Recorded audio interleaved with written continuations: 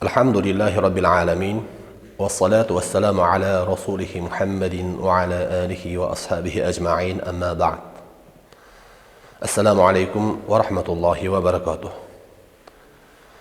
Islom dini buyuradigan go'zal axloqlardan biri bu qalbning halimligi. Musulmon odam o'zining atrofidagi yaqinlariga, ota-onasi, oila a'zolari, yor do'st birodarlariga, din borasida o'ziga dushmanlik qilmagan boshqa din vakillariga halimlik bilan muomala qilishga, ularga yumshoqlik ko'rsatishga, har bir ishni huquqlar doirasida emas, axloqlar doirasida olib borishga buyurilgan. Qalbning yumshoqligi, halimligi uning sofligidan dalolat beradi. Qay mu'minning qalbi sof bo'lsa, uning qalbi halim bo'ladi. Zero Alloma Qushayri rahmatullohi alayh Latoiful Ishorat asarida aytadilarki, qalbning qattiqligi bilan sofligi bir joyda jamlanmaydi. Agar qalb qotsa, u yerdan soflik ketadi. Soflik ketgandan keyin esa inson shahvatlarga ergashadi deydilar. Ulamolar yana aytadilarki, agar inson shahvatlarga ergashaversa, qalbning sofligi ketib, unda gunoh, ma'siyat, yomon ishlarga nisbatan o'y, xayollar paydo bo'ladi. U turli yomon ishlarni xayol qila boshlaydi. Agar xayollari buzilgan odam o'zini xayollarini isloh qilmasa, bu xayollar endi fikrga aylanadi. Agar fikr bosqichiga aylangan jarayonni ham agar muolaja qilmasa, endi bu ish azmi qarorga aylanadi. Ya'ni musulmon odam gunoh, ma'siyat ishlarga, axloqsizliklarga qadam qo'yadi. Agar shunday ishlarga qadam qo'ysa, islomning asosiy to'g'ri, sog'lom manhajidan, dasturidan, istiqomatdan buriladi.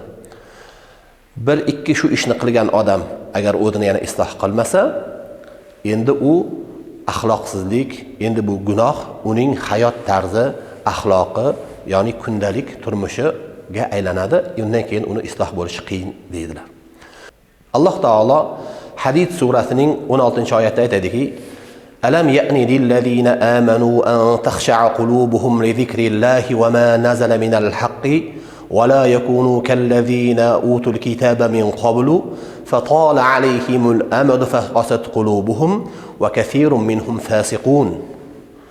Oya iymon keltirgan zotlarga Alloh taoloning zikri va u nozil qilgan haq, ya'ni nozil bo'lgan haqqa qalblari halim, yumshoq bo'lish vaqti kelmadimi? Endi sizlar o'zlaringizdan oldin kitob berilgan kimsalarga o'xshamanglar.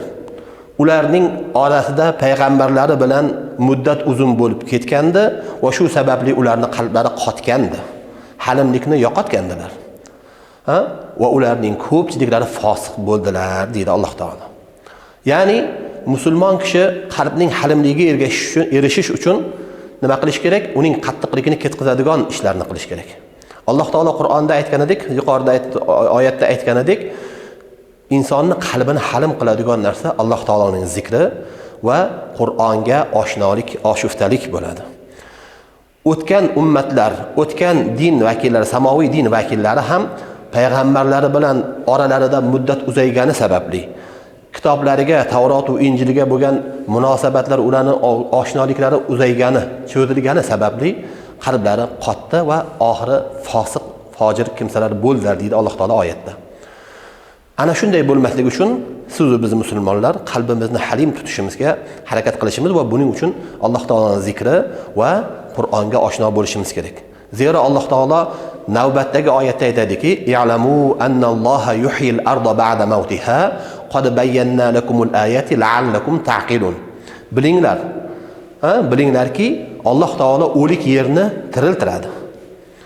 Sizlarga oyatlarni bayon qildik, shoyatki aql yuritsangizlar. Ya'ni ulamolar bu oyatni tafsirida aytadiki, Alloh taolo qalbni qottiganini zikr qilib, uni orqasidan bu oyatni zikr qilyapti. Aslida bu tashbih. Alloh taolo o'lik yerni yomg'ir bilan tiriltirgandek, qotgan qalbni o'zining zikri, Qur'on bilan tiriltiradi. Buni esa aql ishlatgan odamlar oyatlardan bilib oladi, deydilar. Shunday ekan, qalbning qotishiga qarshi bo'lish uchun, ya'ni kurashish uchun qalbni halim tutish uchun Alloh taoloning zikri va Qur'oni Karimga oshno bo'lish tavsiya etiladi. Assalomu alaykum va rahmatullohi va barakatuh.